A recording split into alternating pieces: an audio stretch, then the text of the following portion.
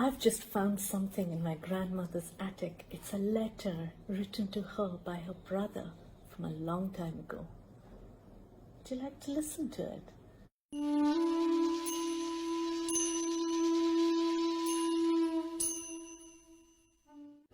Dear Manjari, that's my grandmother.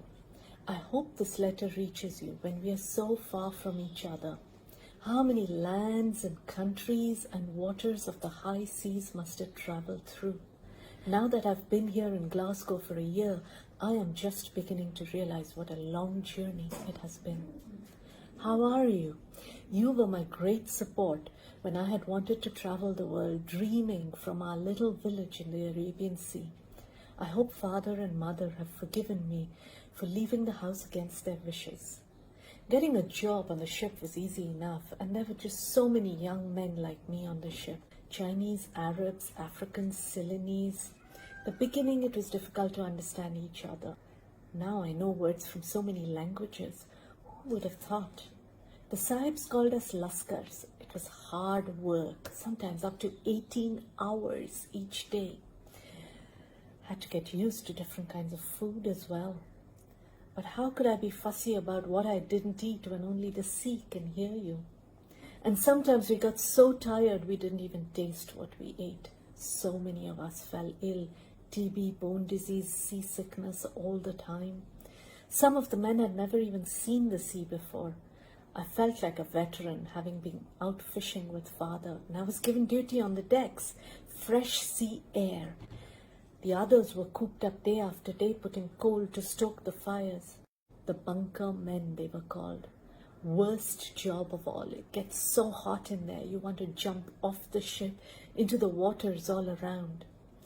The senior amongst us got to be cooks. And the pay was terrible. I used to cry and curse. Why did I choose this? And then I remembered. I chose to travel the world and roam the seas, and well, I'm getting to do that. Oman, Istanbul, what beautiful cities and countries. The streets like going to Mumbai on our trips, and the food is similar. Your favorites, fresh fish. I missed all of you so much then. Then through Spain and Gibraltar and up north, that's where I saw my first ice fall.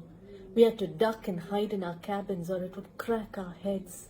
It got so cold, we would long for coal bunker duty then. After 6 weeks, we got to Glasgow. I was really fed up. At Glasgow, the company told us we had to find our own accommodations with that low pay. If it were not for some kind-hearted missionaries who gave us warm rooms, this letter would not be finding its way to you. That helped me make up my mind. I would not go back to the company's ship. I found work. Now I work in a small factory. It is so different here in Glasgow from the sahibs of the company. I have a room of my own in a house with my friends, and someday maybe I can buy my own house. We are far, sister, but one day I shall travel back, and God willing, meet all of you. My salutations to father and mother. Do write to me with your news. I am attaching my address here. I send you all my love. Your brother, Prabhakar.